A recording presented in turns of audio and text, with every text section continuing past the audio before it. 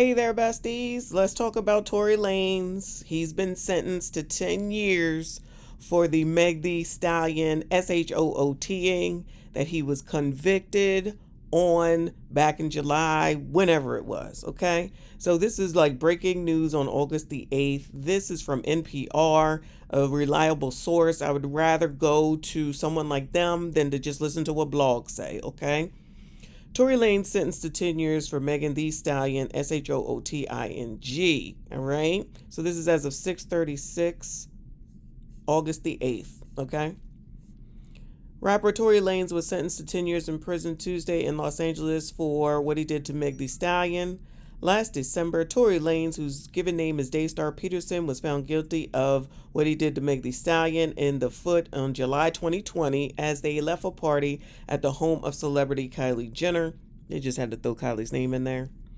At his conviction, Peterson was found guilty of all three charges prosecutors had brought against him: assault with a weapon, illegal possession of a weapon, and negligent discharge of a weapon for Meg.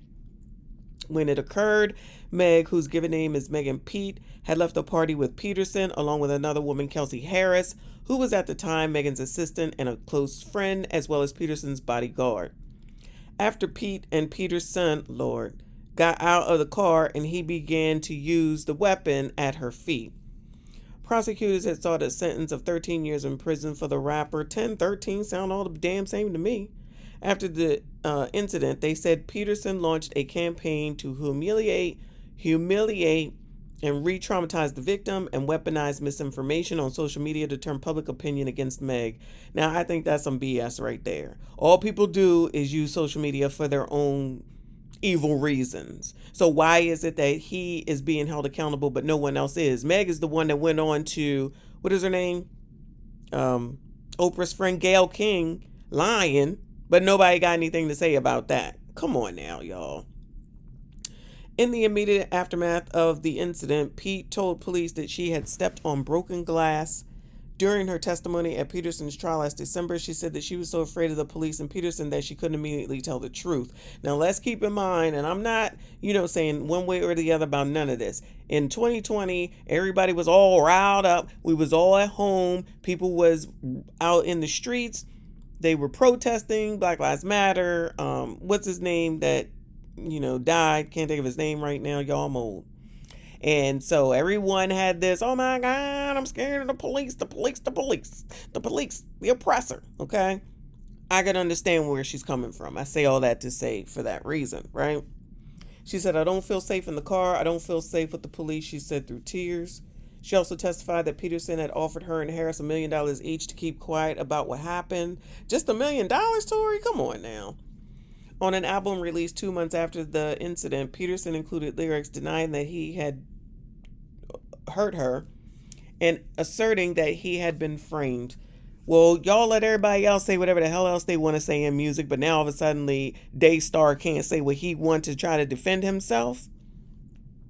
During the first day of the sentencing hearing, Monday, the judge heard statements supporting Peterson while dozens of people submitted letters to the court on his behalf. The maximum sentence for the crimes Peterson was convicted of is 22 years and 8 months in prison.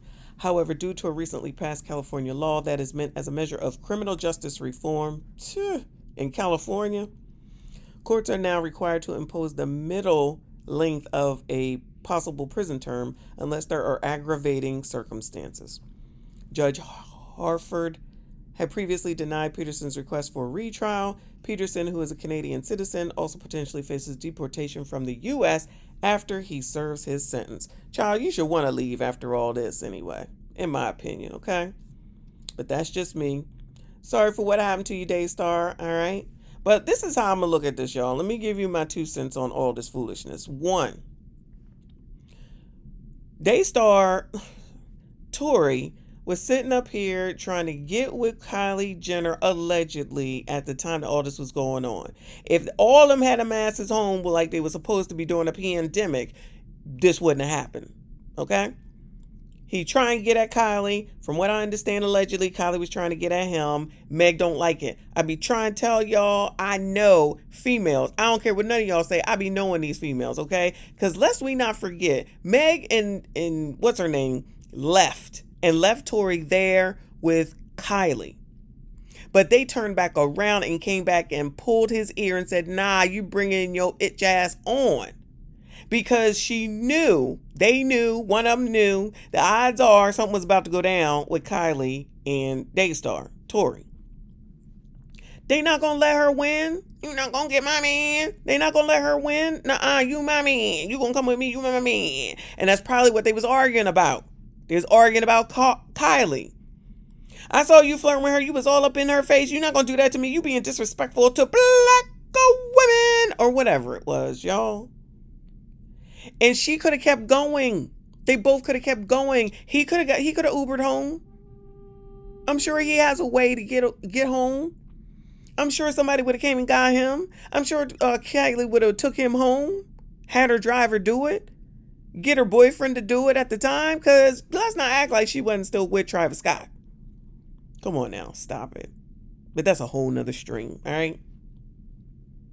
So again, stop sitting around here worrying about biatches and listening to what they say. You're going to get yourself in trouble, especially if she out there arguing and carrying on. And we know allegedly as well that Meg don't hold her alcohol well. Allegedly. We've heard it before. We've seen video of it. We've talked about it over here before. And yet her being drunk and acting all crazy is acceptable. But we just going to go ahead and just ignore any of that part of the story. Now, I'm not saying that Tory did or did not do it, because honestly, I don't know. I do not care. All I'm saying is that this is another indication of men who need to be mindful of the situations that they put themselves in, because you're trying to get with some woman, you around some woman and she acting crazy. You know she crazy, can't hold her liquor. She out here in these streets. If he was home doing an episode of Quarantine Radio, none of this would have happened. Tory, I'm going to need you to take some accountability. Leave these biatches alone. And I'm not saying not to deal with women, y'all. I'm not saying that, okay? Because I don't want nobody to come for me trying to say that's what I'm saying. I'm not saying that at all. But I'm saying people need to be a lot more picky about the people that they choose to spend their time with. People need to be a lot more picky about who they choose to spend their time with. Men in particular, because these women, no one is going to make them be held accountable for nada. And this was all about winning yet again. This is another example of, I'm not going to let her win. I'm going to come back and get you. Short and all. She came back. All the issues of the problems, and he's short, he this, he that, he this, he that. She came back and got him. Again, proving that they just be talking. Your actions is what matters. It's the actions of these people that matters and that tells the whole truth, okay?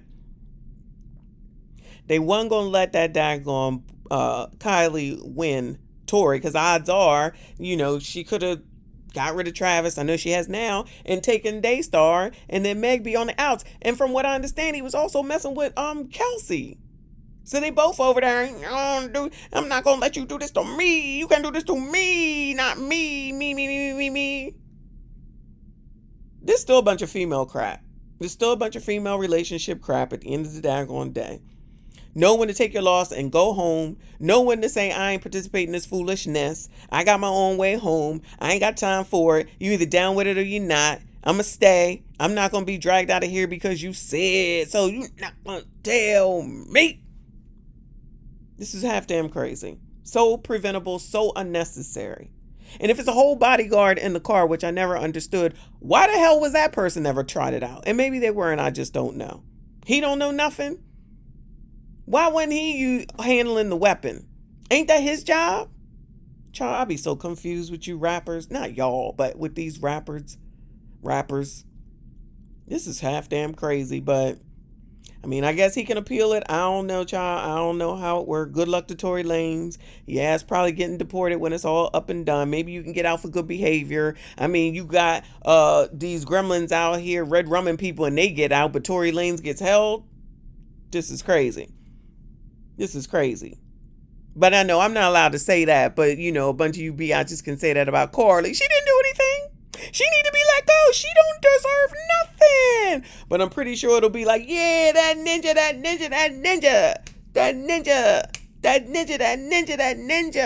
I expect it.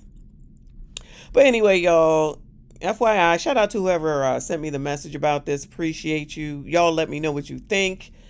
Please make sure you subscribe if you are new. Please make sure you go ahead and like the video. I will see you all in the next one.